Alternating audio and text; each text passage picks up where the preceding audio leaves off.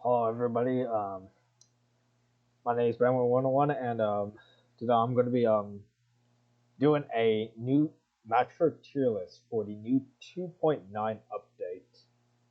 Now, now we have a lot of characters to go through. I did take the time to reorganize them in accordance to the line here. So we'll be going through kind of focus on the blue tokens. Then we'll pretty much go through a lot of these because I think a lot of these are very unique in my opinion, and they do sometimes share synergy. I'll also talk about the notable passives, which we will cover here. So this tier list will take into consideration the viability in expedition mostly, rather than in in challenge mode. And the reason why is because once you've really done challenge mode and got enough characters, you really just play expedition for the most part. Occasionally there will be some characters that will require you to do in challenge mode, but for the most part, you're probably mostly going to be playing expedition. And this tier list will focus on the expedition side of things. I will if I do get let's go for 5,000 likes. If we get 5,000 likes, I will do a tier list for challenge mode. And also I stream on Twitch, by the way, for those of you guys who know. You can find me on twitch.tv/benway101. And with that all out of the way, let's get started with the tier list. And the first character that we're gonna start with is basically so the first character in each of the colors will be regarded as a default token, which means and then the second one you can buy in the shop here. So Zeal is a default character. You get him as soon as you start the game. Now, and his ability is Cool Breeze, which basically poofs all blue characters on the board. And for those of you guys who do not know, poof and destroy are two different things in this game. So poof means you're gonna get they will fill the level bar. Basically they will fill the level bar of that character. And in the case of imps or turrets, which can also be matched and can be poofed with heart tokens, they will have their effects. In which case, turrets will steal your coins, and imps will basically reduce your level bar basically. And we will get to imps when we talk about Wolford. Right now, at the moment, there's no character that deals with turrets really, aside from directly, not in direct way. There are indirect ways, and I will talk about this in a second.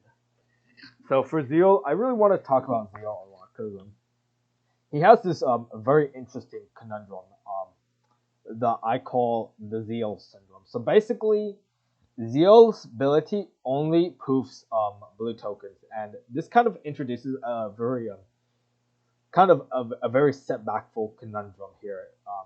And that you really need to run Zeal with multiple blue characters to get any value for his ability. And it is a 3 charge, so it's pretty average. It's pretty much regarded as average, so it's not really a fast charge, but it's not really painfully slow either.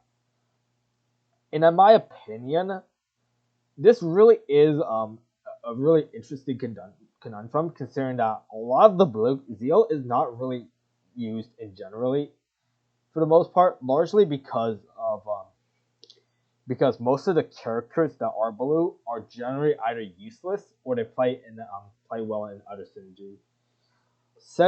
For example, Seti is used to be kind of decent, kind of in certain on certain expedition stages where biomes or biomes as they call it, where especially against the asteroid belt, but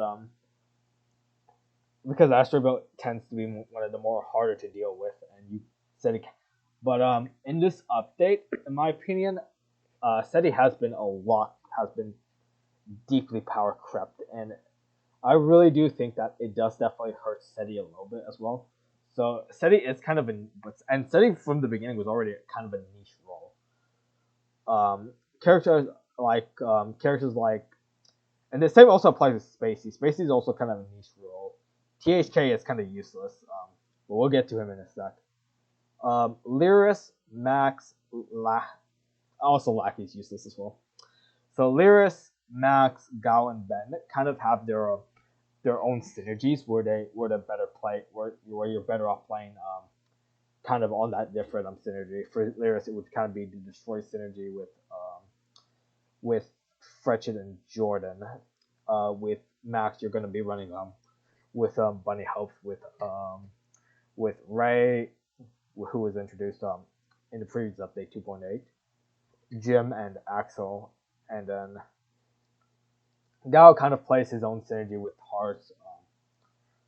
So pretty much along with and Gao can play with Lyris for Berry Boys along with Grape, but I think Gao is still technically more used in with the Heart synergy. So basically Grape, Maki, and Madoka for that 50% bonus to your SP bar every time you proof tokens with the heart tokens, and with Luna and Vox, which will increase the heart explosions basically.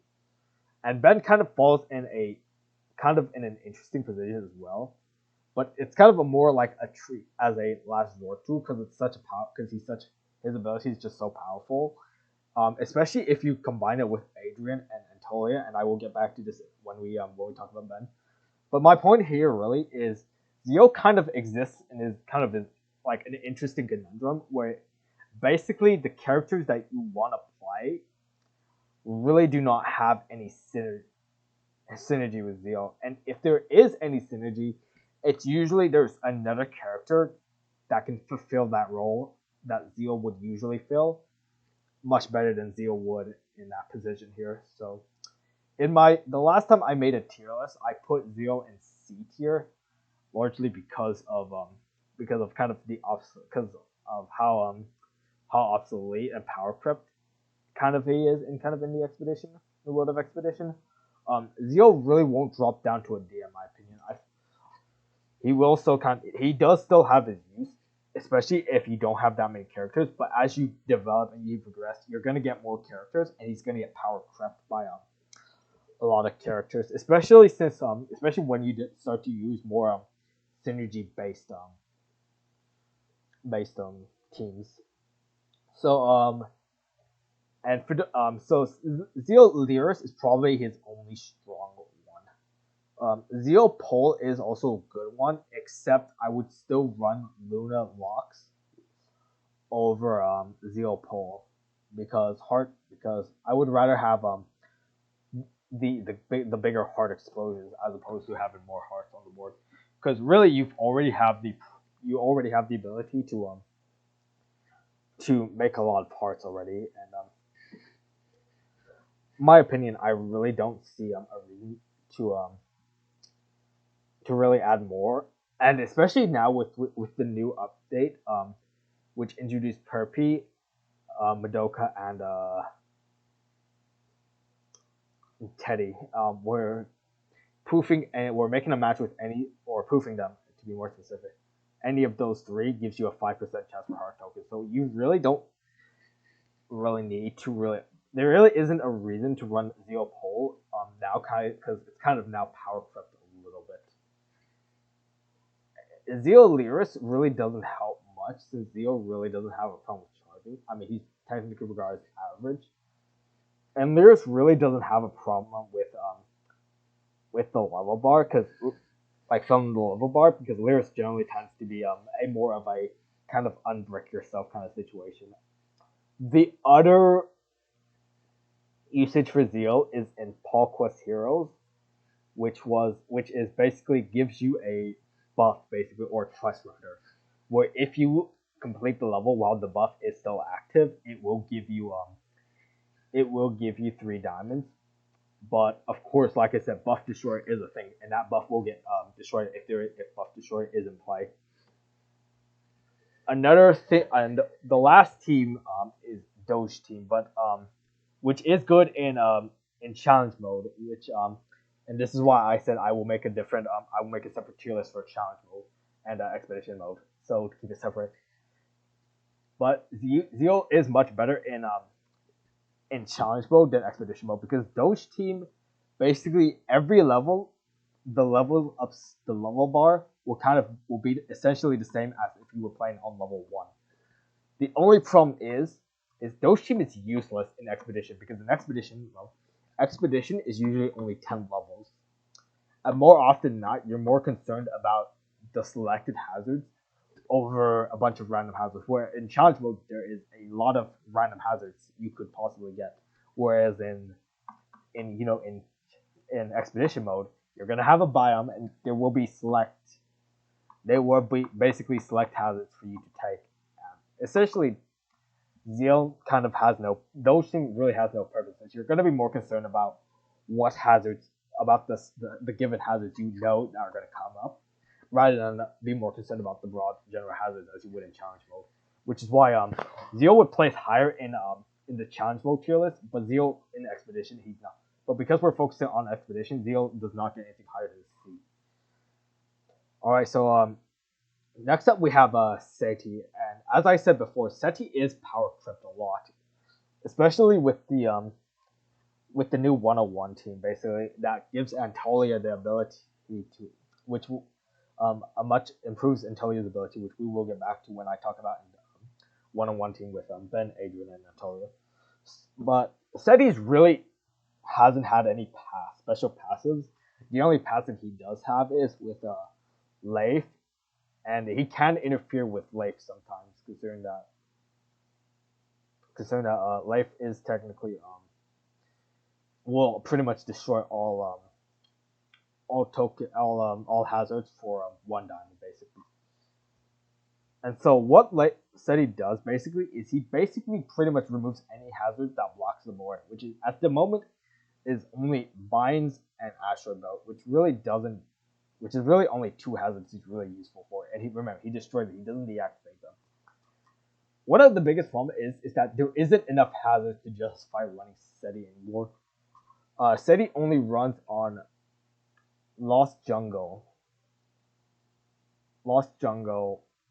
Gemstone Caverns, Outer Space, and then Chaotic Land, which is only 4. But more often than not, you're really only running him on Outer Space and Chaotic Land for Asteroid Belt. In my opinion, Vines really don't threaten too much, considering that it only affects the top of the board as opposed to Asteroid Belt, which can affect the middle and the bottom board, which is where usually most of the combos are usually made in general. Seti is kind of power crept in my opinion, especially since there are more. We do have more ways to kind of navigate around. Last time I put Seti in B tier, in the middle of the pack of B tier. In my opinion, Seti has been deeply power crept. I would say Seti's a lot weaker than Zeal now because of power creep. So he will be going in C tier. And then next up, I want to focus on Lyris. Now, Lyris is a really strong character. The last time I put him in S, basically. But now we have S+. I've put S+ in to kind of symbolize the... So, in my opinion, Lyris really isn't used for filling the level bar. He's usually only used to either clear out either hazards or like imps, turrets, metal blocks, boulders, obsidian. But more often than not, you're probably just using it for turrets to get more money, to get more coins, actually, as it's called in the game, Paul coins. You're using it to clear obsidian, you're using it to clear metal blocks, you're using it to clear sometimes boulders, a little bit less of imps, occasionally. But for the most part, Lyris really does do the bread and butter. In my opinion, with the new, Lyris used to be kind of well played. I do think Lyris may be played a little bit more than Natty. The problem is that more often than not, the only way to really maximize the number of tiles you do destroy, you have to play it really in the middle here. and but more often than not, you're not playing it in the middle. You're usually playing it kind of wherever kind of the area is, and you're kind of losing a little bit of that destroy value here. Lyris will go in S tier in my opinion. He is still a really strong character to play. Don't get me wrong. And as I mentioned before, Lyris does run in Dynamic Duel with Zio. He also runs in Berry Boys, which is Lyris, Gao, and then Grape, if I can find him. There he is. And this basically is kind of like the Perpy Madoka Teddy combo, where except instead of heart tokens, it's just you're getting berries basically. And berries basically, for those that do not know, berries basically fill up your level bars and a little bit your SP bars, and a little bit of the level bar. So now let's move on to Spicy. In my opinion, Spicy is kind of power tripped as well. Spicy has been nerfed in the past. In fact, she was nerfed before I started playing as well. So Spicy is basically a one charge. So Zio is a 3, Sadie is 2, Lyris is 4. So Lyris is 3. But then we go down to Spacey. Spacey is a 1 charge basically. So she is the slowest. This falls into the slowest category basically, charge in terms of charge speed. And one of the things you should know about Spacey is she is very versatile, despite the fact that she is a very slow charging character. So basically, but the only problem is that the options you have out of the 3, they're kind of power crept a lot. So basically, it's cool. You have the option of Cool Breeze, which is Zio's power, which pretty much, as I mentioned before, just poofs all blue tokens. You have the option of Thunders, which I will talk about when I get to Oaken, and it's basically, which also removes Lights Off, the Lights Off hazard. And then you have the option of Ryan's ability, which is Firewall, and it gets rid of Frozen. And we will talk about Oaken and Ryan's ability in the when we get to them respectively. But for now, the most important thing is Spacey is a very power crept, has been deeply power crept. Recently, Spacey's only passive, which was female power, was recently buffed. But now it includes Natty, which we will get to when we do get there. But it really doesn't do enough. Popping a heart, which basically pops a heart, where popping a heart token gives you a fills the level bar, fills the back in the day actually, before 2.9, so 2.8 and before it, and actually back when powers were introduced. Passive were introduced. Sorry. Spacey was kind of useless along with Luna and Aldivus, where basically it would only fill their bars, their special bars by 15. Female power now includes Natty, and also whenever you pop a heart token, you get 15 to level bar and 15 to each of those characters respectively. The other problem is it doesn't do enough anymore. It doesn't do enough considering that the heart synergy is much more stronger on characters like Gao. You have Madoka, you have Grape, you have Moxie basically. Basically these characters can get more value than heart tokens.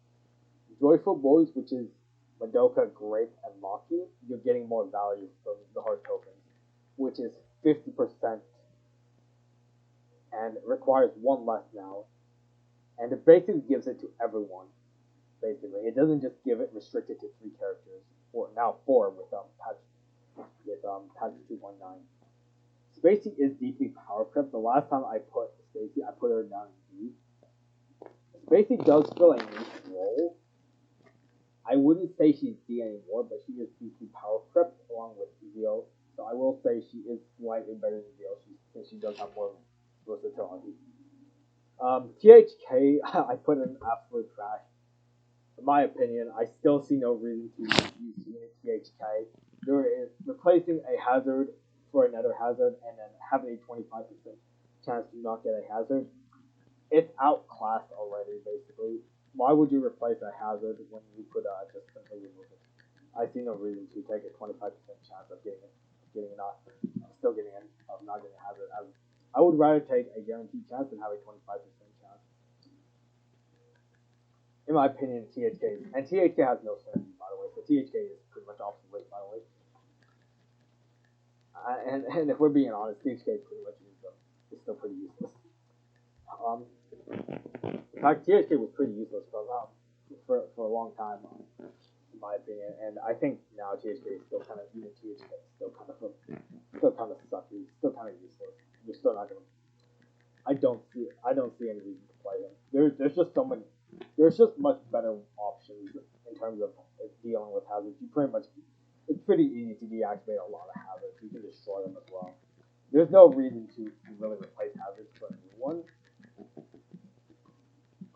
Unless you really have to, but these scenarios can be rare, and really THK really doesn't do much. Even if THK does eventually get buffed or he gets a passive, his ability would still kind of be sucky. And the only reason why he would ever move up in the future is if he does find a synergy in a really strong passive, or he gets some.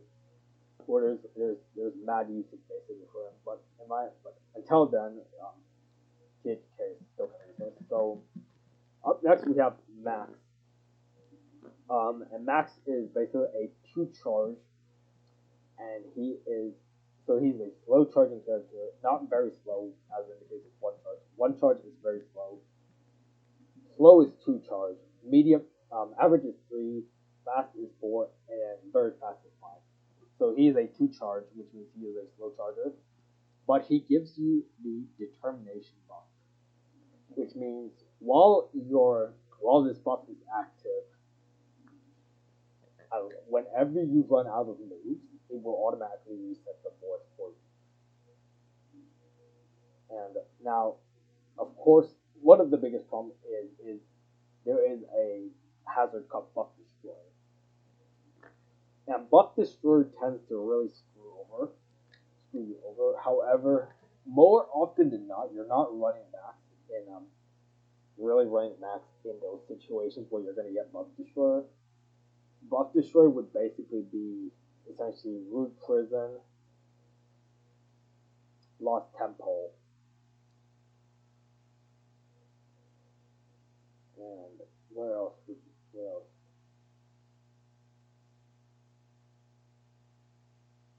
I believe that's it, really. Really just Lost Temple and Root Prison. Lost Temple, Root Prison.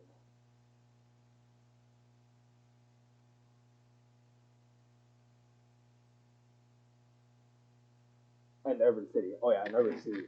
Lost Temple, Root Prison, and Urban City. But you generally don't tend to run Max in those areas. You generally tend to run them. More often than not, you're running Max in either 2 possible things.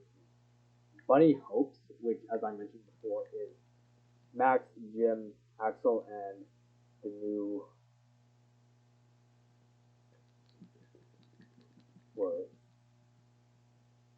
Ray.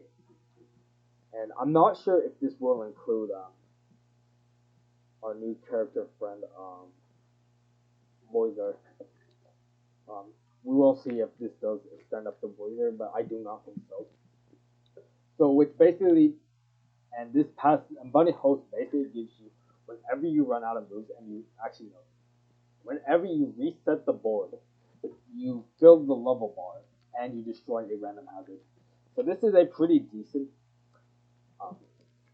passive, and then you have Shonker, which is Max, Cletus, Ian, and M. And there you go.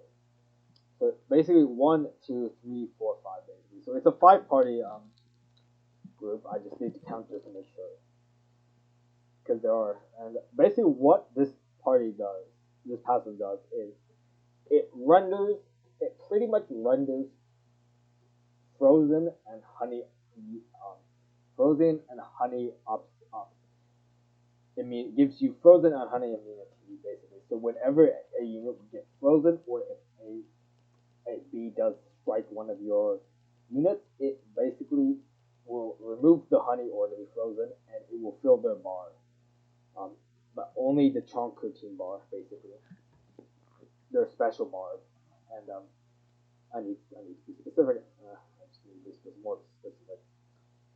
But in general, I do think that Max is a decent character. The last time I put him, he was actually kind of an A tier.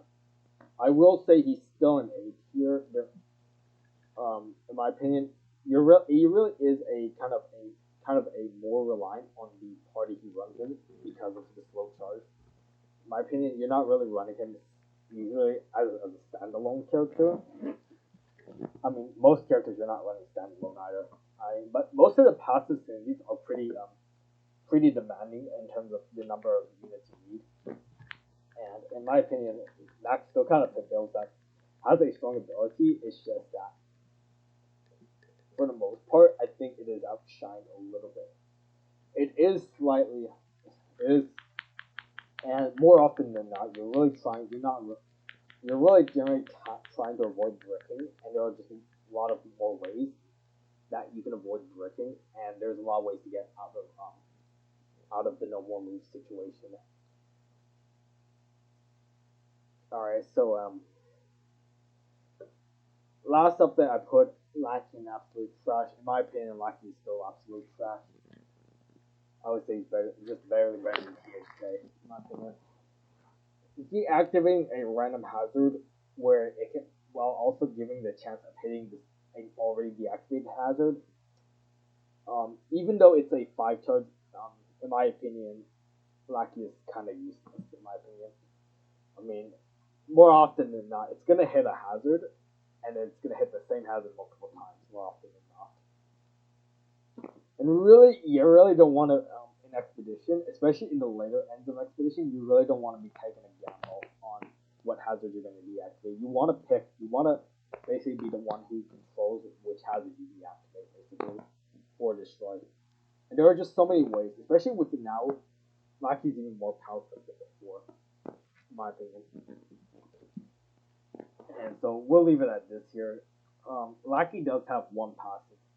Actually, no, 2. Because Lackey also falls in PogQuest Heroes, and in my opinion, PogQuest Heroes is kind of you're farming. You're basically diamond farming, basically.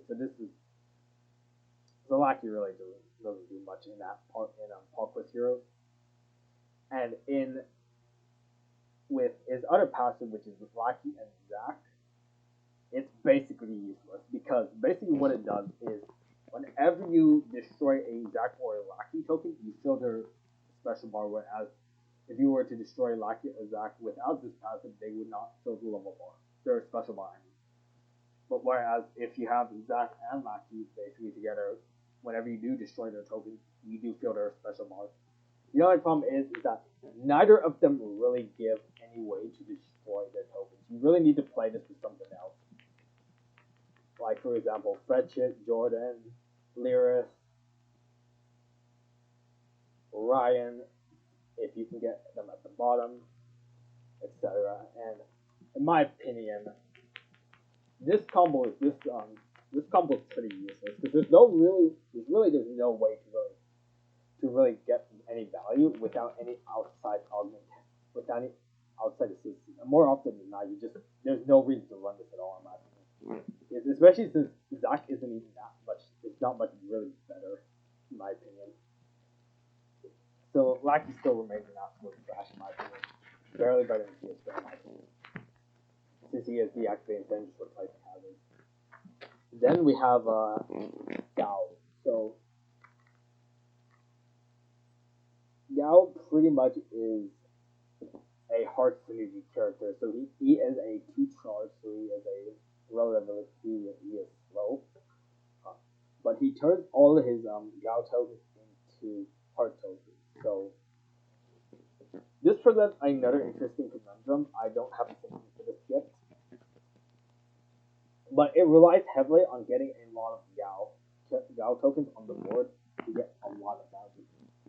And more often than not, the problem with that is that basically whenever you set up a hard token and you just have it just happens in their hard token in the ring, it's gonna set up that hard token. So you're gonna get a chain reaction basically.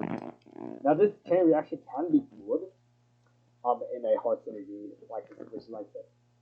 The last time I did a tier list, I put Gal in the lowest and in the lower B tier, upper closer towards C. In my opinion, with the hard synergy, there isn't really enough expeditions where it can be safely run. The only place I do see would be Deep Beach, but Deep Beach you're running the risk of silence. You really don't want to run this on Stormy Ocean or Root Prison because of Perth, and you really don't want to be wasting your power points unnecessarily. You could theoretically run it on Gemstone Cavern, but you have to be more worried about that. You could theoretically run it on Lost Temple, but you also have to worry about sounds.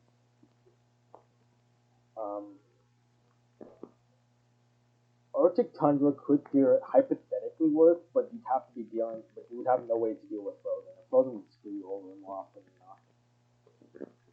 Really, at the moment, I really don't see really much use in the hard synergy at the moment. It can work theoretically, but it would just either be very costly to your wallet, or it would run the risk of being completely rendered useless because of a single hazard. In my opinion, Yao kind of lingers towards the lower end of A and the upper end of B. So I will still put him in B tier, but he will be higher end than just being at the lower end of B tier. And in my opinion, Ben is basically good, and I'm not gonna be biased here. There really isn't any synergy. There's only one passive with Ben at the moment, and it runs with Adrian and Tolia, and this passive is pretty much bonkers. So basically, it gives Ben an additional 2 shots. It makes Adrian's color invade, basically, which are much more powerful, which I'll get to. And it basically turns Antolia into Leif on steroids. And I will get to Antolia when I talk about it. So Ben's target practice, basic target, what is it called? Target shooting. Gives you 3 arrows that can either hit a Ben token or it can hit a hazard. And if it is a Ben token, it turns it into a blue diamond, and if it is a hazard, you can destroy it. It's basically destroy it. So like I said before, there is a lot of ways. This is a very powerful tool, and more often than not, I use it as a last resort tool, basically. I only use it when I need to, basically. When I might have used Antolia last round, and I might not have had enough time to charge Antolia. I would use Ben and kind of clear out some of the more dangerous hazards, basically. Or sometimes, I'll get like maybe 2 hazards, 2 or 3 hazards are not bad, but 2 of them are pretty nasty. I wouldn't use Antolia here. I would rather use Ben here and kind of cherry pick those 2 out and then use the remaining to get some diamonds. In my opinion, this was an S. It's kind of the best of the best here. In my opinion, it will still be the best of the best. However, I would say you treat Ben as a last resort tool. You don't use him unless you absolutely have to, because of his slow charge. He is a 1 charge. Alright, so with all the blue out of the way, I want to take time to focus on the yellow token. We have only at the moment we only have 9, so we basically have the same 3. So we're gonna start with Oaken, and as I mentioned before with Spacey, Oaken's ability is Thunder, which basically removes the lights off hazard. Now, it is a 3 charge, so it is average charge. And another thing that Thunder does is if it hits a yellow token, it will poof that token, and if it hits any other token, it will destroy it basically. So Oaken really doesn't see much play. He is kind of power clipped as well. the last time I put him was kind of low, was kind of the middle, lower, and B tier with Ryan. And in my opinion, he is a strong starting character, but he is power crept as soon as you get better options, basically. Because these thunders are, or rather, they're lightning strikes basically on characters. It is random basically. So you really don't have much control of where it's gonna go, as opposed to a character like Jordan, where it's gonna basically explode all the Jordan token and all the tokens in proximity. Where like Fretchet, you can choose, a Divus you can choose, or like, and you kind of get the point here. Oaken is a little bit RNG dependent. He does have some synergy in Palmard Residence, which is essentially Oaken, Scott, Ryan, Ian, and Zach and Jim, basically, which is it's a 6-party that at the start of the round. So basically, after round one it will not trigger. So the start of the next round, basically, you will deactivate one random hazard. You will fill everyone's level bar. You'll fill everyone's special bar, and you'll fill the level bar as well. It is a niche special, considering that it is a very much a die by the sword kind of passive, where you really have to be committed to kind of, and it is really RNG dependent at times. And you're really only using this in the earlier stages, where you of expedition where you're not getting that many hazards. In the later expedition, there's just like it's gonna be mostly 4 or 5 hazards. And in my opinion, Oaken is deeply power crept. He was in the lower end of B. In my opinion, he will. I do think he will fall down to C tier along with Ryan, and I will talk about that. In my opinion, I don't think Oaken, and the other one is Tiger Trinity, which is Oaken, Tech, and Forest, and it gives you plus 5 to the level bar whenever you 5% to the level bar whenever you use an ability, but it's usually not enough. And you seldom run Oaken with Forest and Tech. Well, often not in Expedition. It's very rare that you'll see it because there are other paths that kind of take more precedence. Now, Magelis is our first 5 charge, super fast, very fast charge. Last time he was in the lower end of C tier, basically. He hasn't changed much, in my opinion. He's more of a coin-based character. He turns in all of his own tokens into coin tokens. And in my opinion, in Expedition, you're really not grinding coins, in my opinion. Occasionally, you might occasionally be grinding diamonds to make up for any lost diamonds, possibly because of a bad run. But more often than not, you're not going to be grinding coins. And at the moment, coins are kind of useless. At the moment, and in fact, as a matter of fact, hang on. As a matter of fact, I actually have 7k. I won't actually show you, but I have 7k at the moment. In my opinion, Magelis does fall into B tier. He was pretty much lower at C tier. I think now he just falls into B tier. He's only going to get himself into coins, and you're not really farming coins in Expedition. If you're going to farm coins, just do it in a challenge mode. Alright, so Lewis. Lewis has been nerfed before. He was in S tier. I don't think he's in. It's hard to say whether he will remain in S tier. Because Lewis does not he basically has the same problem with Max, and Buff Destroyer kind of destroys it. But unlike Max, Lewis is being run in places that do have Buff Destroyer. For example, Lost Temple, basically. Lost Temple is a big one, basically. Deep Beast, you will run Lewis. Outer Space, you will run Lewis because of the silence. In my opinion, Lewis you don't really use him for his ability. You're using him for the synergy he gives And his buff is pretty good whenever you are able to use it. Lewis gives you a he will remove any hazard that affects your special bar charging.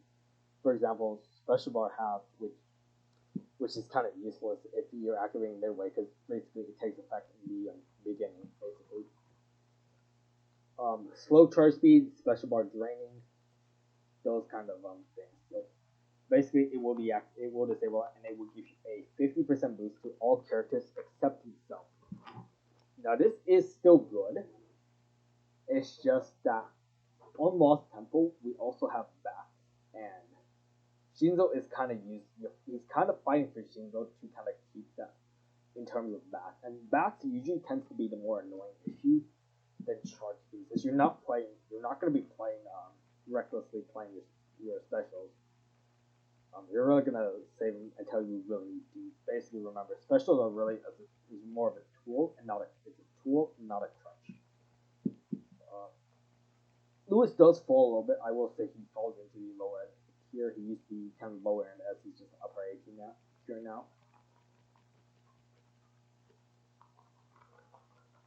And then we have Adrian next. And Adrian was not an S tier, was an A tier. And I will still say Adrian is kind of still an A tier. In my opinion. I will say he's a little bit less. The only reason why he's placed higher up instead of down in where most of like the disable hazard, like turn hazards into something else or can disable it, is because he basically has a really strong synergy with Ben and Antolia. And this is kind of also why Lewis kind of places higher up as well, because I forgot to mention it, is that Lewis has a lot of synergy. Lewis and Christian have a pretty strong synergy. I can't remember what it was, but it was pretty good. Lewis also has synergy with Cat and Pole, in which any hazard that prevents you from using your specials will be deactivated, with the exception of Arrest. Arrest basically takes into effect at the start, and deactivating or destroying it will not, or even changing it, like replacing it with a new hazard, will not make a difference. Basically, it won't change. It will not remove the arrested. So that whenever character is arrested, you won't be able to use them for the entirety of that level, because it basically takes effect on the start of the level, basically, as opposed to kind of affecting it mid level. And then Lewis also has the Lewis Shinzo combo, which basically makes it so every time you match a Lewis or a Shinzo, it fills everyone's special art. So he is still pretty good.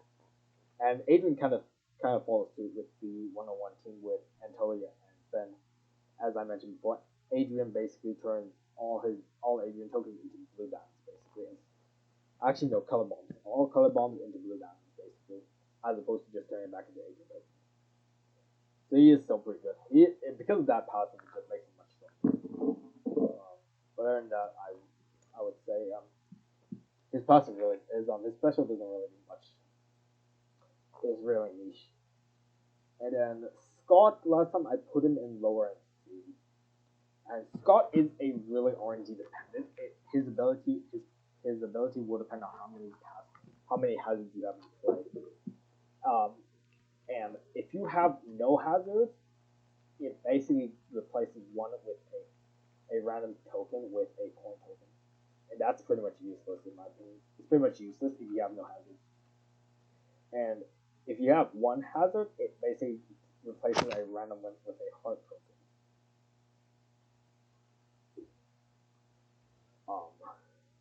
Which is also pretty useless. Because like I said, more often than not, you don't need that heart token. Especially if it's the fact that it's also a slow charging at 2. At 2 hazards, you basically will put all Scott tokens on the board, which is kind of same problem. Suffers the same problem as the Jesus, basically.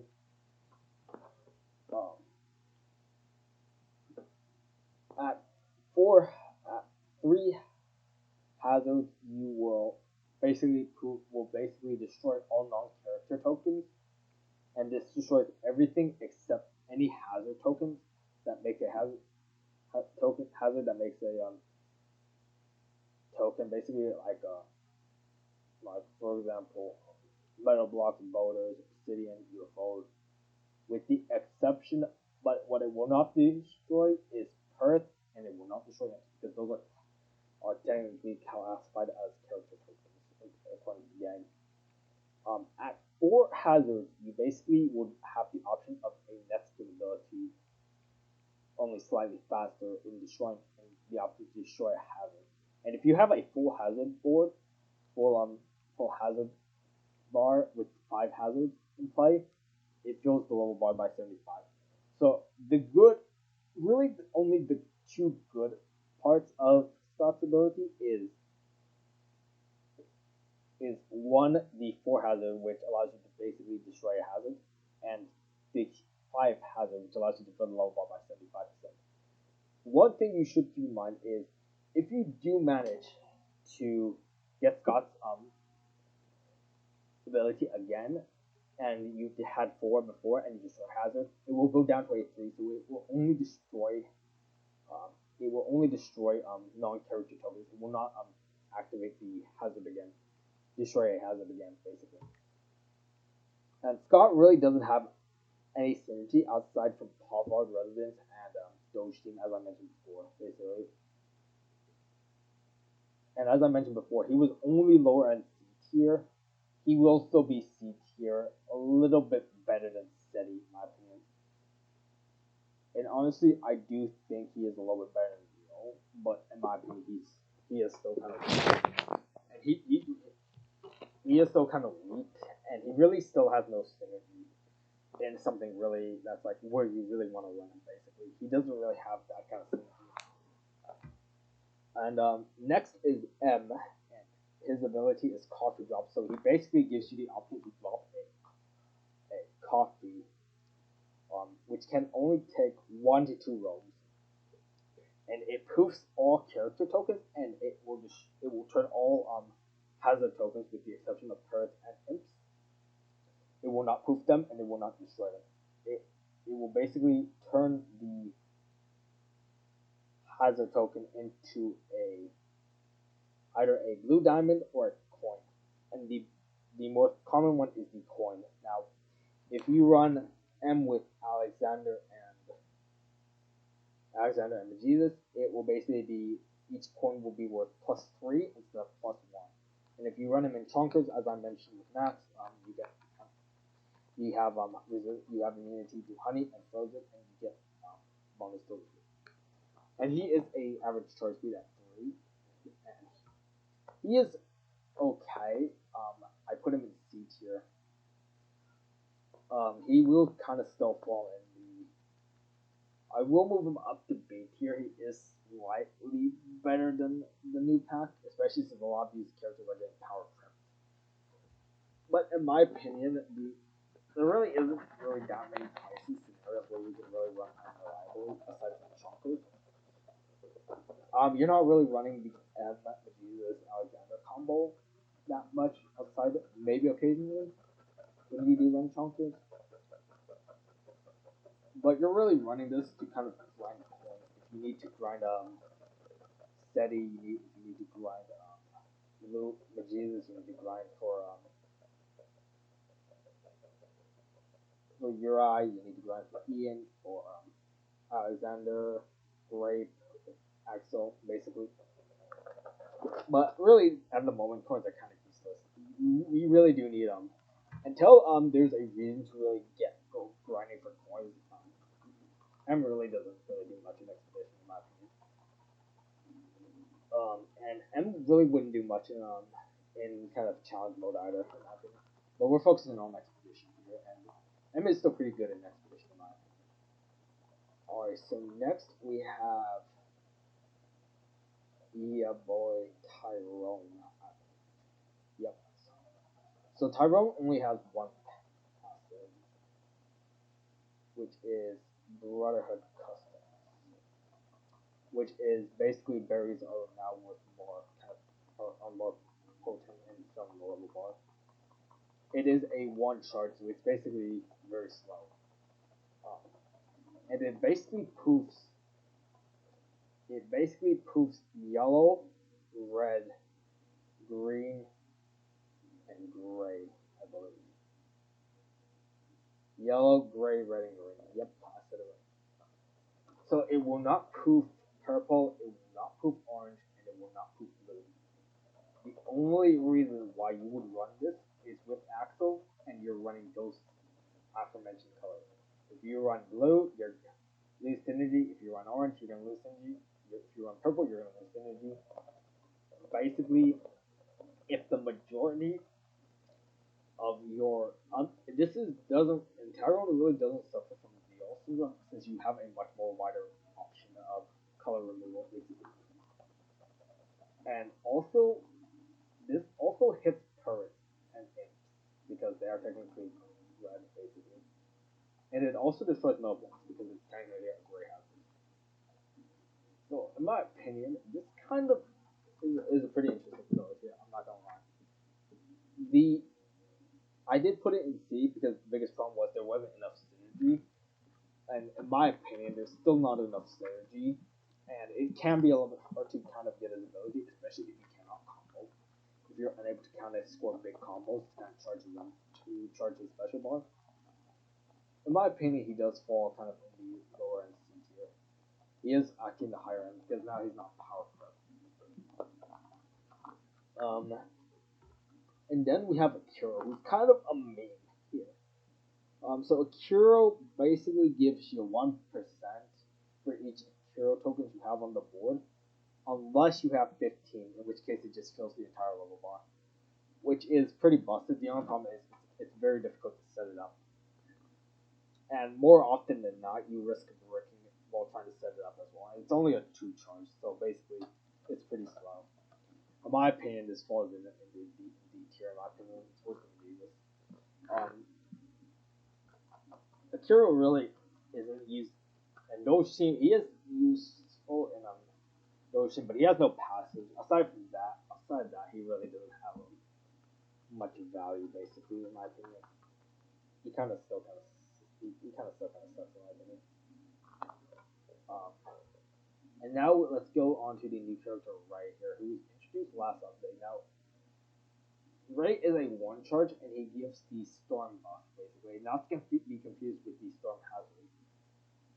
The Storm buff, basically. So, what the Storm buff is every 2 seconds, it will drop thunders, a random number of thunders. I believe it's 1 to 3.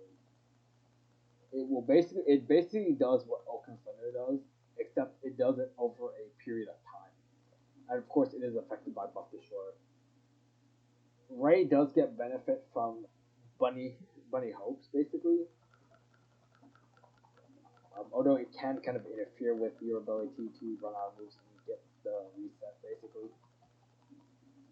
Well, though it is hard to determine where Ray does belong since he was only introduced on as of last update. For now, I will put him slightly better than Oaken, in my opinion.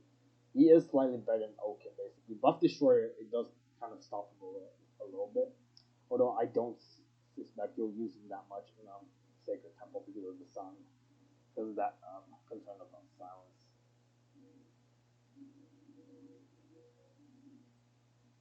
I do think you'll use him in other places as well. Alright, so now we're on to the red team, which is only 8 at the moment here, along with green and orange, purple, basically. White is the only gray / white is the only group with the full 10, basically. So let's start, and like I said, Ryan basically is slightly better than Oaken in terms of he kind of has, he's in Palmer residence. He also shares it with Aster, basically, where basically eruption overheat are automatically deactivated. But for this reason, I will move him up slightly. Actually, now that I think about it, into 80. That's kind of the only reason why. Ryan is a little bit more consistent. The only problem is Firewall also proves instant turrets for some reason. But it will basically destroy any non-red tokens and proves red tokens. And it is a medium charge speed basically, so it is kind of useful. It also removes any frozen. You can use them as a standalone, but in my opinion, you're probably better. It's very neat. It's very niche in my opinion. And I put him in lower end B back in the day as well. Then we have Uri, who I put in D. In my opinion, if before Uri was kind of a little bit shitty, a little bit weak, and I think with the fact that he was nerfed they redesigned when the gang got a redesign to the matching mechanics basically. Uri kind of needed that. It was an indirect buff to Uri, but the nerf kind of kept it. Like, it would have made him a little bit more viable. Let's say around B or A. He wouldn't be like a true replay like auto include, but he would actually be more viable. But because of the nerf and because there's no synergy, he falls in D tier. I would say he's still weaker than the Jesus in my opinion. Kuro was in absolute trash before, but I have since changed my mind about this, especially with the new Bunny Hopes, being the fact that this now destroys a random house. So in my opinion, Kuro does place a lot higher now, in my opinion. I wouldn't call him like really great. Kuro is a lot better than before because the protein now officially works as a where it will now talk once every level, the first time you run out on any given level, as opposed to just like activating all the weapons and never activating. And I do apologize because as a question, Cool will fall to feature. I will put it in both of those. In the Protein Bunny Hopes is kind of the only reason why you would actually run Kuro at all. Aside from that, I wouldn't touch his passive really, unless you had a way to deal with yeah. But even then, I would say I'm totally at those with one-on-one those Kuro would be right, and then with another travel. In fact, I would actually say you wouldn't even need to run one-on-one team with Antolia. You could just run Kuro and then play Antolia right after you get rid of that. Because Antolia basically removes top one, the top hazard. Maybe removes the top hazard basically. Unless you're running one-on-one team, or you could turn on that. Now, Luna suffers the same problem in terms of there isn't really many passes. Last time I did, I put her on D tier. She's not D tier anymore. She's not walk. That was it. It was a walk.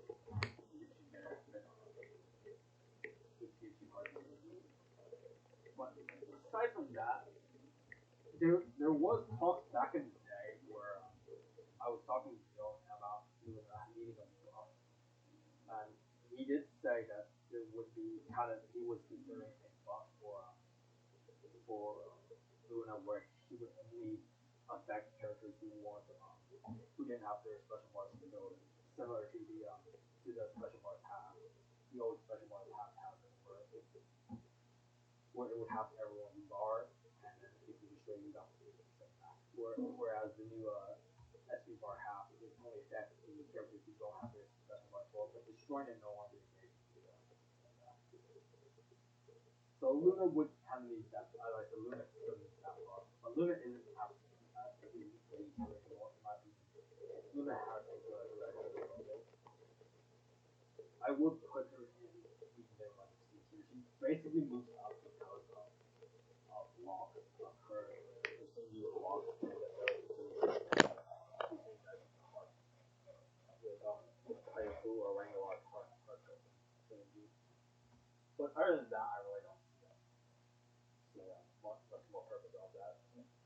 aside from level 10, where you're really gonna run this, like you really only activate movement ability on the last level at level 10. And other than that, you're not using her for any other reason because if you want to have your special mark or charge it, whatever decides to do it. And now we have Cletus. Cletus was beach here back in the day. I think he is still top higher, the highest end of the beach here, simply because of the chapters and focus. Basically, Fenrir and Sean, basically wherever you make a match with either of them on a metal block, a boulder, or obsidian, he will automatically destroy and go to basically metal block, which you can only destroy or get a use Tyrone or either use Tyrone, use explosion, or use a hard to remove. Obsidian takes 4 hits, basically, and boulders take 2 hits. I would say you'd be less concerned about boulder and more concerned about obsidian. And Cletus, in terms of obsidian, Cletus also basically destroys all obsidian on the board, and you actually see it. And it is a one-shot basically. My opinion, not the best, but not the worst. It is kind of a little niche. And back in the day, Cletus had no use basically. Cletus was useless in Chomper because Floral Field and Arctic Thunder really didn't have any obsidian, so Cletus actually probably would be the full destroy say active volcano or yeah, cabin. Yeah. Other than that, I really don't see much use for yeah. I'll tell you. Hell is not probably gives you that DLC to actually use the ability on. But other than that, he hasn't. Next I have Dark Team. We have Dark Team. Dark Team, back in the day. Actually suppose I put him in the higher H tier. He's not high at H tier anymore. He is power prep now. He is kind of power prep. They 50 points to Doug Roll by 50%. He is power prep. I don't think he's getting used much anymore. There is a passive where he basically gives you I will put him in the lower. There was a passive that gave you +1 to each combo you made, basically, but in my opinion, that is never really used. And Darting is decent power prep now. Basically. In my opinion, you're not really concerned about playing level 1, you're really concerned about avoiding the and kind of removing hazards, basically. That's kind of fun. And Fenrir is something that I put in C as well. He is falling a little bit lower on the board. He is actually now because he is a little bit more restricted. He basically turns metal blocks into 2 coins, and he actually metal blocks. My opinion, Cletus has more defense. He is. There's not bad. I would say he's almost like towards the bottom. And then we have Aster, and he isn't deep here, but he isn't. I would put him basically just above zero. He basically suffers from strength. He basically has zero thinking at the end. Basically, in which you really need to have a lot of red tokens. The problem is that you're not really going to be running enough red tokens, and there really isn't any item that favors red tokens. Maybe Active Volcano, and for Active Volcano, after as passive basically we're overtaking deactivated, and we we have these two in the party. But Ryan basically does what Aston does, except Ryan has no restriction. He usually takes three one three rolls, whereas Aston you only get one roll for himself, and you can get a max of seven. Basically, you get plus one roll. And you kind of need, it kind of forces that. It's kind of the same idea with you, but basically, like I said, it's why I said he has fields and everything. It's a very bad thing because there really isn't enough support for like the single coach. Alright, so moving on from red, we have I do apologize.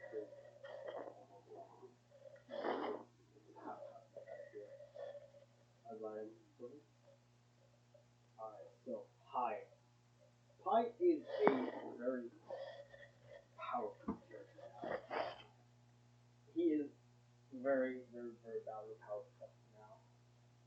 He is used in Doshin, but Doshin really we're not talked about in Expedition because Expedition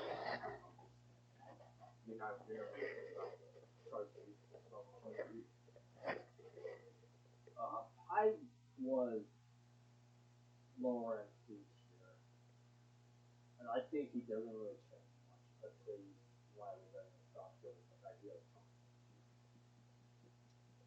But other than that, really, he's too slow. He only gives 25%. In my opinion, actually, I'd say he's even worse than Darcy now. Now that I think about it, Darcy needs 8%, and he's charging 5. The only reason why Pi doesn't fall here is because he has stronger. And that's when you can really just spam the ability. But other than that, I really don't see a reason to kind of reply as a radio. He is a slight character to use, and he will get powerful eventually. He is pretty much useless in the early game with 25%, but he is stronger in the later or but in Expedition he basically the final 3 is over 425 long. Alright, so Ian. Ian basically is a 4 charge to fast charger, and he is his ability is basically transformed into a random token. And basically, what this means is, and the interesting thing I found was that whenever you match Ian with the turret, it turns into dark for some reason. I don't know how, but you can't really change it to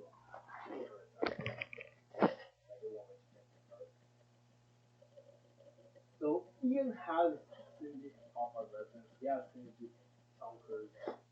He also has synergy in Autumn, which is Ian, Legan, Maxwell. And basically, we will talk about this more when we get to Legan. But one of the important things is with Ian is that you for this automation combo is basically you have the ability to replace a hazard similar to THK. Now, Ian really doesn't do much aside from that. He really doesn't give you much any removal power. He was kind of the lowest in the here simply because he had speed. In my opinion, he is now with the fact that we're now kind of he is getting powerful. He doesn't seem that big of a power, but he is still seeing play. But there is that concern of power pieces eventually. Usually, unless he gets because he doesn't really get much with it. The best thing is changes into another token of your choosing, and if you're running Ian, Maxwell, and then I believe it was Boizo, or what was his name? Boizer. I don't know how to say that name, but I'll say it like that. It basically turns those whenever you activate the ability, they're gonna turn into basically blue diamonds. I won't say Ian is really that horrendous, in my opinion. Wait, where did Ian go? Oh, there it is. Yeah, permanent here. but I won't say he's that good in my opinion. Next up, we have Jordan, and Jordan is S plus tier, basically because of his synergy with Fretchet, and because he has the any Jordan tokens will be exploded. So basically, destroy every Jordan token explodes and destroys the token around it, which is basically a 3x3. And it is really strong if you have a lot of Jordans on the board. But even without any Jordans, if you have Fretchet, it's still a pretty good one, and it is a 4 charge speed, so you can recharge pretty quickly. There is also Fretchet with Alberto for Turbo Turtles, which makes your buffs last 50% longer. But really, honestly, I don't see really much usage in buffs. Basically, I think more often than not, having those buffs really is a side thought. Now Alberto back in the day was a much slower charge. He was a 2 charge, I believe, maybe a 1 charge. I cannot remember. And he would give High Tide Hazard if you did not have it, and he would give the Aqualescence buff, which would basically whenever High Tide struck, it would fill your level bars. With the now it is a 4 charge, but it no longer gives you the High Tide Hazard, and it no longer fills his own special bar as well. And for those guys who do not know what High Tide is the hazard where basically it basically every few seconds it will a tide will kind of cover up the bottom 2 rows of the board, and if you have a red or an orange token that gets hit by that wave, it will drain their special bar and it will drain your level bar. Alberto removes that negative buff and allows them to fill your bar basically. And then after when the buff does expire, or if it's short or replaced, or at least I hope it's either if the buff expires or is replaced, it will basically deactivate High Tide basically. Alberto fell down into D tier, but in my opinion, there's only 2 places that you're really gonna run Alberto. And aside from Protein now, with the fact that the protein issue where it wasn't activating on levels has been fixed, it's not really enough to save Alberto. Really, Alberto's never gonna see usage in outside of Deep Beach and Stormy Ocean, but you're never really running Alberto in those situations. So he isn't really trash, in my opinion. With a point of don't even bother running him. He does have some niche usage, but I wouldn't say he has that much niche usage. In fact, he's barely saved by the fact that Protein literally got some problem with the bug fixed. And then we have Kuoko. I would say Kuoko's also a running meme. Kuoko basically is a 1 charge. Basically, he's basically where he gives you the option to have another refill somebody else's special bar basically. And back in the day, I put him in C. But in my opinion, if you're running a lot of the fast charge characters, you really don't need to worry about having that here. In fact, Kuoko really doesn't see much play, in my opinion.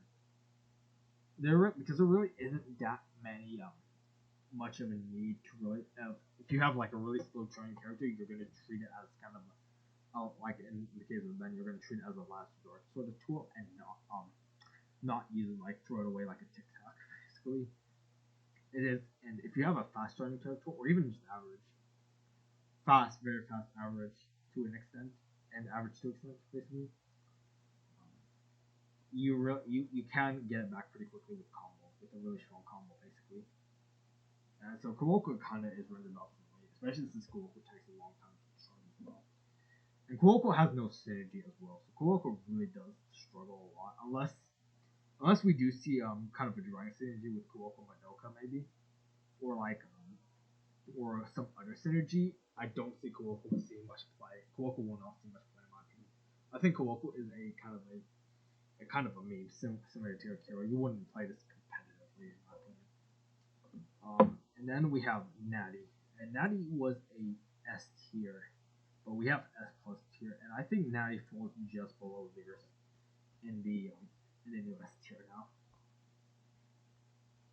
And the reason why Natty falls below Lyris is because Natty is more dependent on having Natty tokens on the having Natty on the having the board presence, because Natty basically will destroy all tokens above basically his a Natty token.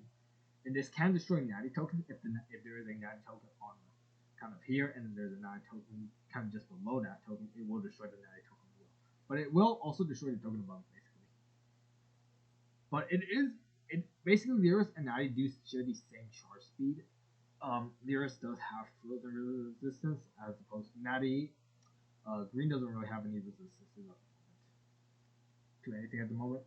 That's why Natty also, and Natty recently got added to girl power, but that passive is still kind of trash in my opinion. It's not really, it's still too weak in my opinion. It's not really doing much. And then we have Christian, which is basically replacing every current hazard with a boulder hazard, and gives a small chance of not replacing the bolt with a boulder hazard, basically. Now, this can be used a double-edged sword. It is good if you're running it with Sean.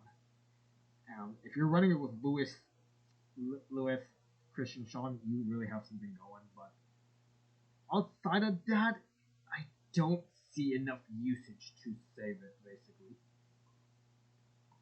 And Christian is a 2 charge as well, so you have to keep that in mind.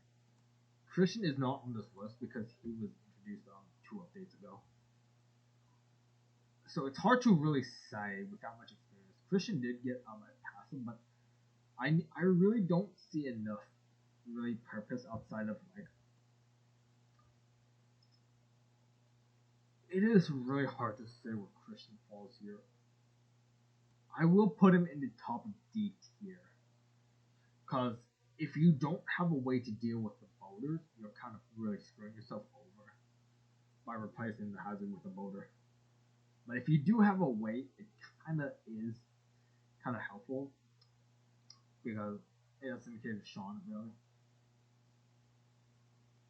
In my opinion, you really need to run Sean or Boizo in this case. But aside from that, I really don't see enough.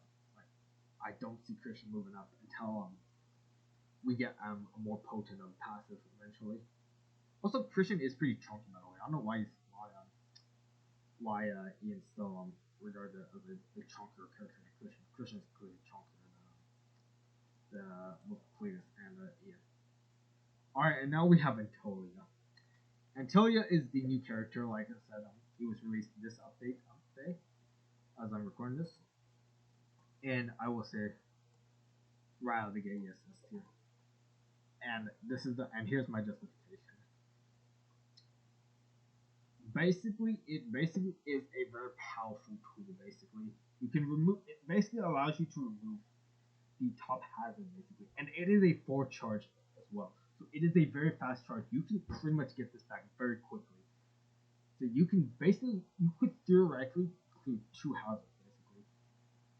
Now, of course, I wouldn't say this would replace a character like Solly or Ben, which will allow you to kind of cherry pick if it's towards the bottom. But Antolia, if it's closer to the top, Antolia can be a lot more useful. Or alternatively, if the problem is the top, and then like, for example, there's Ben tokens kind of blocking the way, and it's not like between the Solly's active hours, which is basically 8 p.m. to or 6 p.m. to 8 a.m. or I can't remember, like 8 p.m. to 6 a.m. Wait, let me just double check. Yeah, 8 p.m. to 6 a.m. So if you're playing outside those hours, and there's kind of a Ben token blocking, you could basically use the Ben ability to kind of strike the top one, and then use Antolia's pike to just drop it on that bottom hazard, on that hazard that's giving you annoying speed. And if you have Ben, Antolia, and Adrian, you have then basically this becomes basically a Leif on steroids. Basically, it's a 4 charge. Basically, you can clear anything, clear every hazard. Basically, get rid of every hazard. Basically, yes, it's a very powerful tool in my opinion. It definitely fits. It definitely justifies its purpose here. Um, and then on to the orange tokens. We move on there. And then I'm starting with Zach. Zach is, I'd say he's barely better than Akira because Akira's kind of a mean character. But Zach is kind of very shitty in my opinion. I did put him in D tier. So he hasn't moved really out of the tier here. Basically, Zach's Young Hug is basically a three charge, so it's average charge, and it basically puts every token next to a Zach token, basically. And it basically only does it in a plus. It doesn't do it like in an area, basically. Yep, it just says every token next to a Zach token, so it has to be exactly directly next to it. Basically, it can't be like diagonal. And yeah, poofing is a lot weaker than Destroy, in my opinion, because there's not enough poofing synergy, in my opinion. There's a lot more Destroy synergy thanks to Jordan Friendship, but there's not enough poof synergy. And of course, Zach does have a Pulverized Resonance, has another passive, although it's not really going to see much play in an Expedition, and Lackey's basically. Don't even get me started with Zach Lackey. Zach Lackey's useless as that. You wouldn't even take it in even in a challenge mode. It's basically it's just useless. Alright, so Alexander, last time I put him in C tier. And in my opinion, he hasn't really changed much. He is still kind of towards the bottom end of C tier. Basically what he does is he gives you the special delivery buff, which basically replaces, while the buff is active, it will replace any hazard tokens with a coin token. And as I mentioned with Magee's M, it basically gives you +3 if you have Magee's M and Alexander together. The only problem is that this doesn't affect parts, it doesn't affect imps. And it's still, at the end of the day, it's still a buff, and you still kind of need a hazard token that does buff hazards. And the Alexander still gets screwed over by buff destroyer in the end. There isn't really enough places where Alexander is viable enough, in my opinion. Alright, so Netskoon. Netskoon used to be an S tier, but I think he has his flaws. A little bit, I will say he is now the top 8 tier, in my opinion. In my opinion, Netskoon is kind of the weak, has kind of fallen from grace. Destroy a hazard used to be kind of good back when there wasn't many options to kind of dealing with hazards, removing hazards. Now we have Antolia, we have Solly, which we'll get to. We have Kuro now. Kuro's more viable. We have Kuro, who's pretty much now more viable. We have Locks. We have a lot more ways to deal with hazards now. This isn't like, and plus this is an orange token, so High Tide is screwed us over now. He can still see some use. He is still a powerful tool in the beginning. But in my opinion, he has fallen from a lot from grace. In fact, I really don't even think he's A tier anymore. The more I look at it, I think the more I start to think he's now leaning towards the B tier. He is getting power crept a lot now. Then we have Maki. Maki was D tier back in the day. Now I don't think so as much. I do see Maki towards the top end of C tier now. And the reason, simply now, yes, Maki might be an orange token getting affected by High Tide, but Maki is getting a lot more value thanks to the new heart token synergy now, in my opinion. Maki is kind of a lot more expandable, than Madoka, and kind of shares that same expandability level as Blade. And yeah, and Maki is very powerful. Makes 4 random heart explosions on the board. If you have Luna Mox, basically it becomes a 4x4. Yeah, Maki's much better, and not much it was before, like a few updates ago. Now, Forrest, back in the day, I put him in C tier, and in my opinion, he's now fallen to the top end of B. He is falling to the kind of the top end and the upper end of B tier, in my opinion. He has fallen a lot, in my opinion. So what Force does is he gives you 5% level and then an additional 5% of level bar for each hazard you have. So this is only Force is only useful in the later end of Expedition where you're getting a lot more 4 hazards, you're getting a lot more 5 hazards. But outside of that,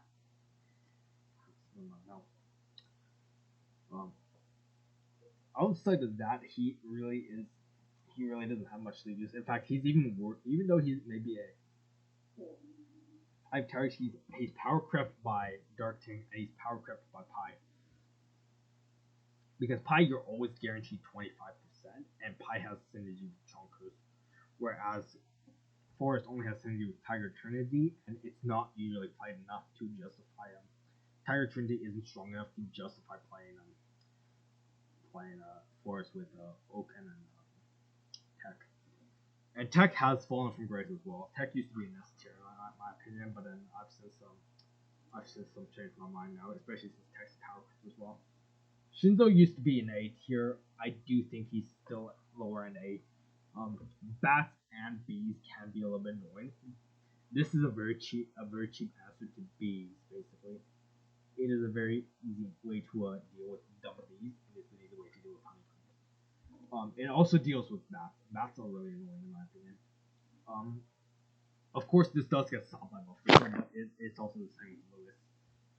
And in the end, Lewis kind of Shinzo kind of prevails in his passing. It is a 3 charge, so it's a lot faster than Lewis, and it's a lot more useful in kind of preventing the level bar from being the special boss from being drained by the bats, and keeping bees off the board.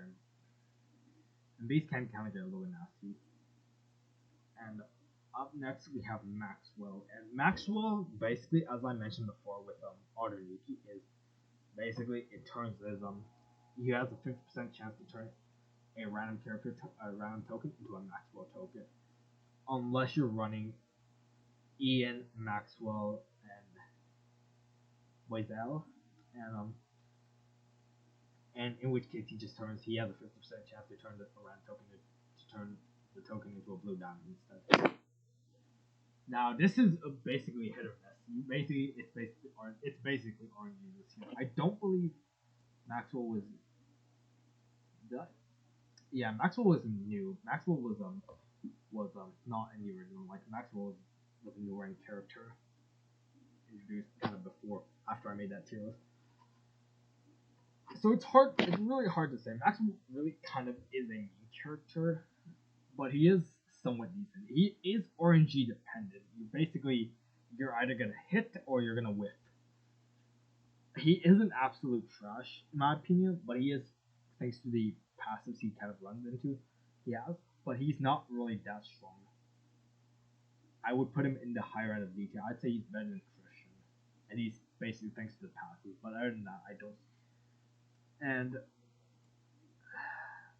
Boiser is hard to tell as well. He's new. He was just released today. And Boiser, while he's every hazard token turns into a random ally token, and then deactivates the hazard that generates the token. It's really hard to justify the one speed, basically the very slow speed, charge speed, basically. I'd say it's very hard to justify. I would definitely say it's not the best. It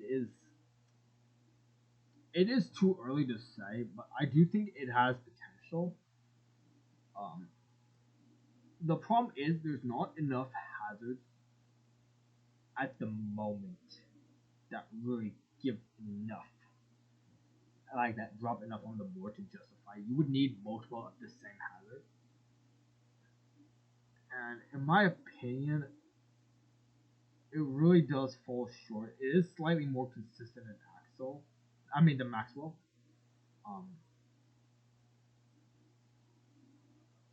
It's really I'd really put him in mid tier C. It is a good way to deal with hazard tokens, but it's not good at like and with the passes, but it's not good enough to get anything higher than that. All right, so now let's talk about Jim. Jim was a B tier. I think Jim is still going to remain a B tier. He will be slightly better than Ryan, and slightly better than thanks to the newly buffed Bunny Health, basically. It basically is a free remove a random hazard, destroy a random hazard now with the new Bunny Hopes. And resetting the board is a pretty powerful tool. Like if you don't like if a hand's really struggling a lot, you can just reset it and get a new hand. Of course, there is that chance you still get a brick hand or get an reverse hand, but honestly, more often than not, you do get a better board with Jim. And when you reset, in my opinion, Jim also plays in Palvard Residence as well. Also plays in Bunny Hopes. Also plays in the glasses, which basically just allow you to see moves. But honestly, if you're gonna play Expedition, you should at least know how to know where all the moves are. Basically, like you shouldn't be relying on knowing where those moves are. You should kind of know where those moves are. Basically, this is really a tool for a crush for beginners. Like you really shouldn't be using this as you get better at the game and you've got a better eye for seeing where all the combos are, basically. Because remember, all the characters give a kind of a visual cue of when you can make a move. They'll make a different face, basically. So this is their usual face, basically. They'll make a different face from whatever this is, basically. Whenever you have a move demo with them. Grape was a tier, but I think Grape now is a lower end S tier, the new S tier, because not S plus but S tier.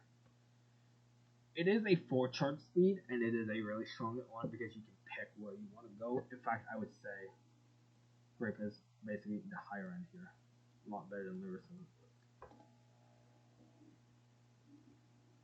And then Grape has synergy in Berry Boys with Gao and Lyris, and Grape has synergy with Joyful Boys with Madoka and Maki. And Maki I already talked about, Madoka will get to. And Grape has really strong heart synergy, basically, and Grape has really good berries. When you combine her with Grape with Lyris and Gao. And next we have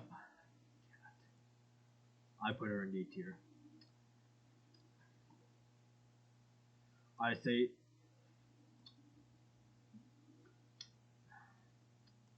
I put her at the very bottom of D tier.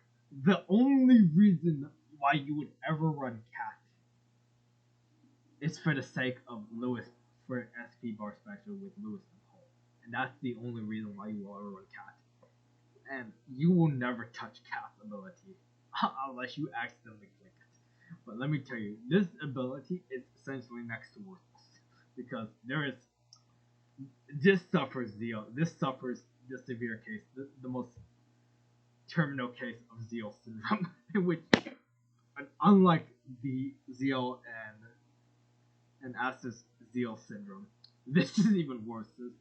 Purple is a very awkward kind of synergy. It's all over the place. This cat has never run with any of these other ones. Maybe occasionally, but never. Like you're never really run. The reason why and this special is the only reason why Cat doesn't fall into absolute trash. Basically, it's basically an auto include if you have to run SP bar special with Lewis and Paul to render silence to disable silence. And to avoid getting caught out with the silence, great tokens can be activated combo, which is basically the game's way of saying fuck you. Saying fuck you and sticking both middle fingers up your ass, kind of in your face and up your ass, basically. Is great tokens can be activated in silence. You really hate to see that, in my opinion. Ngui, we can just say Ngui's trash. Still in the absolute trash tier. Basically, Ngui deactivates all abilities, all hazards. Yeah, basically just deactivates all hazards, but you cannot use non-purple tokens. suffers from suffers an even more terminal case of Zeal syndrome than Cat, in my opinion. And unlike Cat, which actually does have synergy, and Gui has no synergy almost. And Gui is basically absolute trash in my opinion. Alright, moving on. Leif, used to be S, but I will say he's not the absolute best anymore. But he is still pretty good. Leif requires one diamond to use, and he can destroy all. He destroys all hazards on the board in play basically. He is still really strong. But if you're running 101 team with Ben, Antolia, and Adrian, basically Antolia does what Leif does, except he's a 4 charge and he does a lot better. Basically, Antolia is just Leif on steroids when you have 101 team, and which you're generally going to be doing anyways. All right, next we have Aldivas. Aldivas is in Paul Quest Heroes, which is a meme. You're never gonna run it in Expeditions, in my opinion. And she runs in the female power, which is basically still pretty weak. It is still pretty much Ferrari FX6K weak, basically, in my opinion. It's still not doing enough. It's still not doing enough here. But even without the inspired passes, I did put her B. I will say kind of middle tiered B here. Not really the best, but I mean it is still good. You still have destroy synergy. Madoka, I believe, upper and B.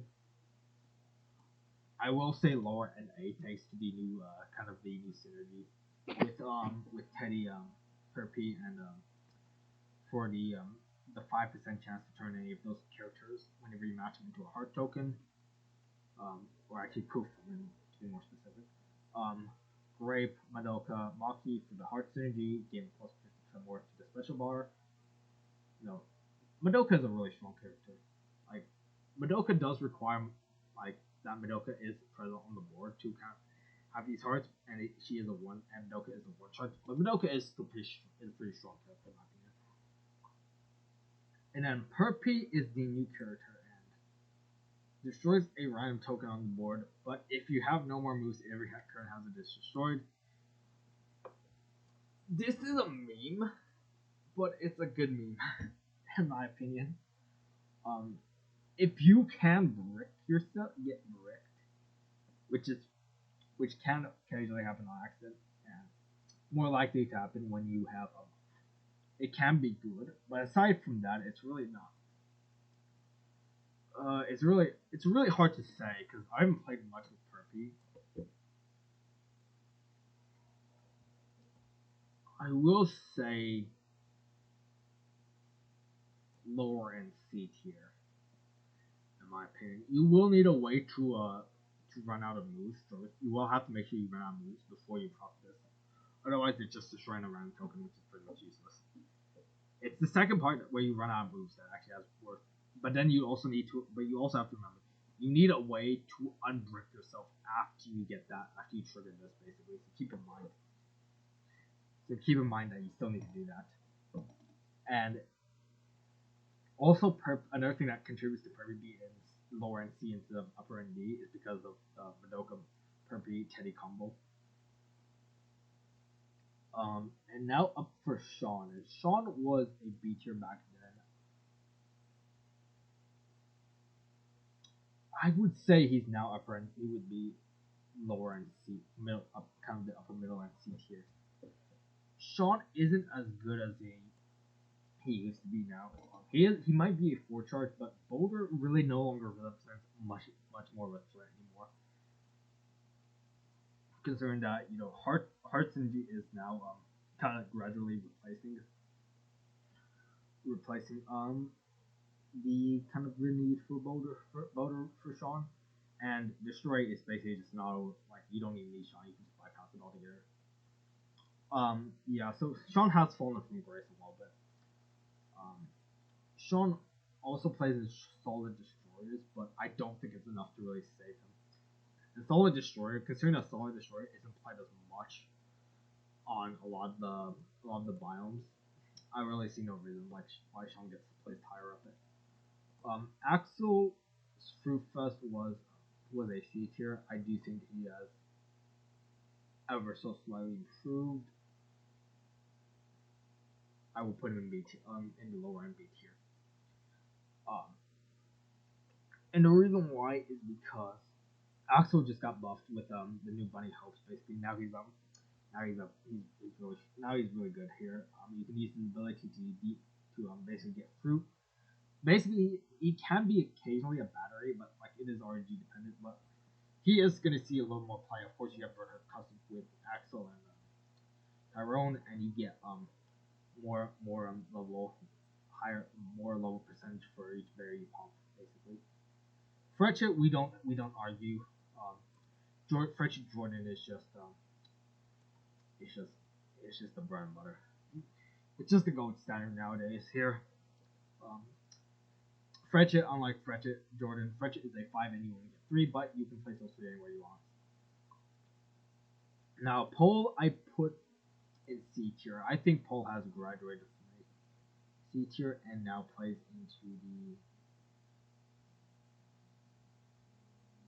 into B tier. I would say slightly better than mine, in my opinion. And Pole is a little bit better now, considering with the SP bar special, really strong, really good with Pole Teddy, I believe. Which is basically the cheap, what I call the cheap version of Chonkers. It basically gives you frozen immunity, but it will not protect you from honey immunity. Basically, this is the new thing you'll take to Arctic Tundra. You can save your Chonkers for outer space, and you can save your Chonkers for or even you can even just take this to a chaotic world now. You can save Chonkers for like some Chonker characters like Ian or Pi or like Ian for like a different setup like Autonuki or some Autonuki, or you can save Cletus for like solid. You can save Cletus for solid destroyers. You can save for another purpose. Basically, it's no. You can save Max for Bunny Hopes. Basically, it's probably the most likely outcome. Yeah, like I said, Pole really will help replace a lot. Like cheap Pole Teddy will replace a lot of the need for Chonkers. Really, you're really probably only gonna play Chonkers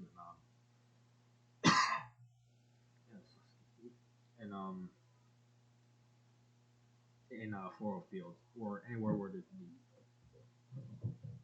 Basically, Chonkers is getting power crept, but so Chonkers won't be power crept. I think Chonkers still has the ultimate authority, considering that it does fill the level bar, whereas Teddy Pole does not really do that. It just gives you a frozen immunity. It's basically the cheaper, the poor man's Chonkers, basically. And Wolfer is next, and Wolfer fell down to B tier.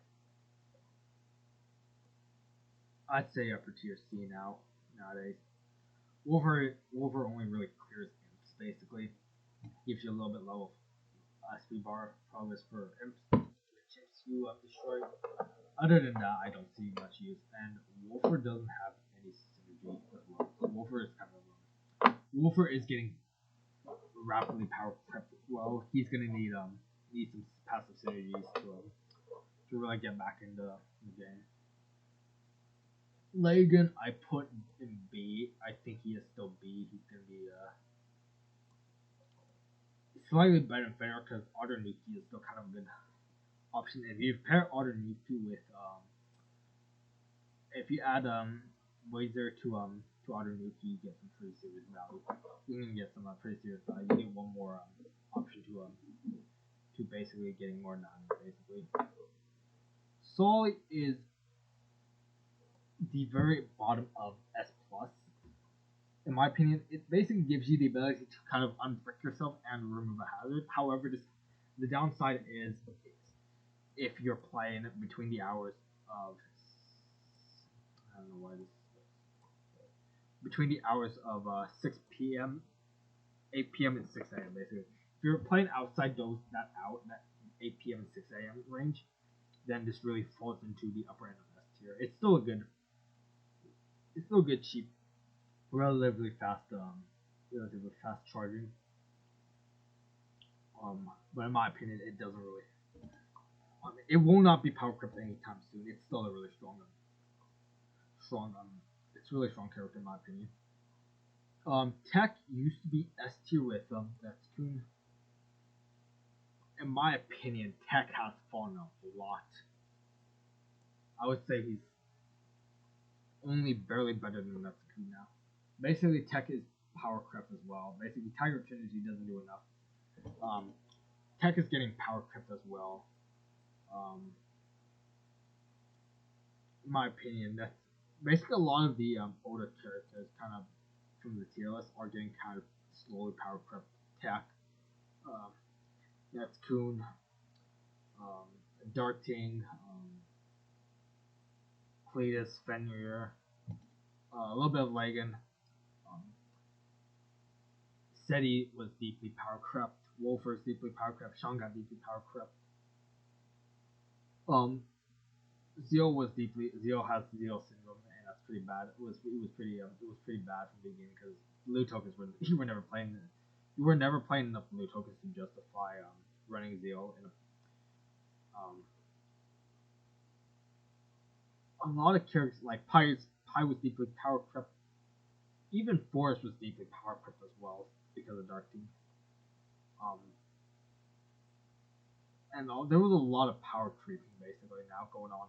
I think a lot of the newer characters are kind of phasing out the old characters. The old characters would need buffs to kind of become a little bit more viable, or at least like have more passive synergies basically. And then Lox and Teddy have not been, which is the reason why I closed out the old tier list is because Lox and Teddy are not in the old tier list. These are new characters here. So Lox's time control is a 2-speed one here. And one thing I should point is with Tech and Netskoon, they're both one charge, so they're very slow. And considering we have Ben here, the improved, the better Netskoon, the better Tech, basically. I mean, yeah, you would play. I mean, even if you don't play, if you play Ben alone without Adrian and Talia, this is still gonna be better. This is still gonna be better than Tech and Netskoon in the end. Lox and Teddy are new here. Lox is a 2-charge. Teddy is also 2-charge. Yeah, so basically go back to start pretty level with no hazard, and Teddy proofs everything I like. So right away here, Teddy is gonna be a really solid bottom S tier. In my opinion, Teddy will be really strong here. In my opinion, I do think that Teddy can be greatly improved with a little bit more synergy here. And Lox is a much harder one because Lox really is a kind of a get out of jail at the cost of going back a level, and then basically you have to replay the next level, except you get different hazards, which is kind of an upside if you're having to follow a certain level. In Expedition, however, this will cost you the Speedster award, which is why I use Lox as an emergency tool. Lox is a get out of jail free tool, not a really crutch like a crutch tool. In my opinion, Lox does fall in C tier, kind of. I don't know where Lox goes. I think better than Aster, but worse than Scott, in my opinion. Alright, so I'm going to save this. And now give me 1 second to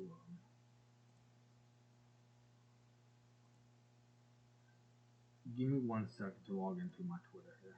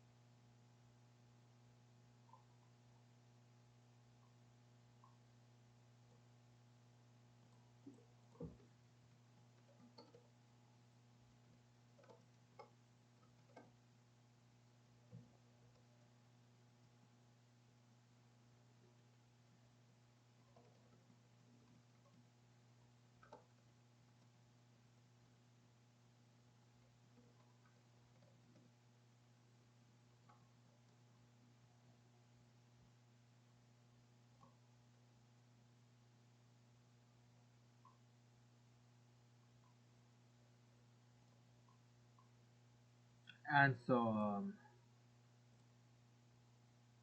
so there you go. This is my opinion on the tier list. Now I will say right now, these are still useless in my opinion. We would need some serious buffs, some seriously strong passes to get these three out of absolute trash. Cat needs Cat still suffers from terminal zeal syndrome here. We need Cat needs there needs to be a really strong passive that will just or like a really strong purple character that could greatly benefit from Cat's presence and Cat's ability. Kuoko needs a faster charge speed to justify running, and he needs synergy, and he needs passives. Akira is a meme, so it's hard to say how to improve this, but I would say Akira would need a like if Akira's purpose is just to kind of be a meme, fun play character, then he can be left as it is. But if you really want a competitive Akira, we definitely need a stronger passive if we're not going to rework the ability, which I don't want, which I really don't think will happen. With I don't think abilities will get reworked in my opinion here. Zach needs more synergy, where that can actually be viable. Alberto needs more synergy. I actually would prefer Alberto to give the high tide hazard at the cost of having a very slow charge speed instead. Because I think Alberto was much stronger back in pre nerf basically. Uri needs the nerf reversed and a synergy. Same as with Alberto. But Jesus needs to be more viable needs more synergy, more passive as well. Forrest needs desperately needs a buff and needs more passive synergy, more synergy with passives. Christian needs passives, needs more passives, needs more something that favors happen has a token on the board. Basically, aside from Voicer, which we're probably not running together, because it would kind of be because like both of them are very slow charge in my opinion, and they're gonna take some time to get. Maxwell needs more consistency. Maxwell's too RNG dependent. You need more. Maxwell needs a little bit more RNG. Like you need really good RNG on Maxwell to because Maxwell is still a hit or miss basically. You can get very good luck or you can get very bad luck. Um, Alexander needs Alexander needs more passive synergy. Pi is in desperate need of a buff in my opinion if he wants to be ran independently in my opinion outside of chonkers. Pi would need to especially if you're going for a 2 charge. Pi is deeply power corrupt in my opinion. The only way I see Pi being more stronger is being either a 50 or a 75. 50% and a 3 charge, or a 70, or staying at 2 and 75%. Darting's value power prep. I'd say 70. Darting is a little bit power crept at the moment. I do think you need more synergy for Darting to justify running. Seti needs either new hazards that justify running him, or he needs more synergy basically, or more biomes. He needs either more hazards that basically justify running him, or more biomes where he's more justified running. Herpy is too early to decide. I'd say probably more synergy, but it's too early to decide. Zeal basically is suffering from Zeal syndrome. We need more passives that favor having blue characters on that can ever justify running blue tokens together to get more Zeal synergy. And it's the same with Astros, well, only with red tokens. Locks, we need slightly more synergy, and we need kind of needs more synergy basically. It's very hard to really rate Locks on this because, like I said, Locks is kind of an awkward kind of character, similar to Akiro. It's really hard to really fix this without like changing the character entirely. Scott needs both more synergy and more consistency with consistency, like better passives for better abilities for when you have less hazards. Because right now only The only good ones are when you have 4 hazards plus or 5 hazards, 4 or 5 hazards basically in play. Spacey needs a slight buff, I would say from 1 to 2, and more synergy. Luna needs more synergy. Oaken needs more consist. Oaken could use a little bit more consistency and a little bit more passive buffs. Sean needs buffs because these are both power crept. Wolfer needs a buff because Wolfer's getting power crept. We need more passives for Wolfer. Ray is too early to say, but I would say Ray might want it longer. Ray might want more. Ray might want to get more a little bit more consistent. Might want to prioritize striking hazards before tokens, basic character tokens. Boiser is also too early to say. Probably more synergy. But like I said, these are too early to say. Like these are new characters, so I won't fault them. We'll need to play. I need to play around with them a little bit more. Tyrone needs a little bit more. Needs a lot more passive synergy because right now Tyrone only run. The only reason why you run Tyrone is Maxwell for the better customs, and I don't think Tyrone alone really can ever be justified running alone basically because Tyrone is really slow charging by the way. Maki is I would say Maki would need a little bit more, need a slight boost, a slight buff.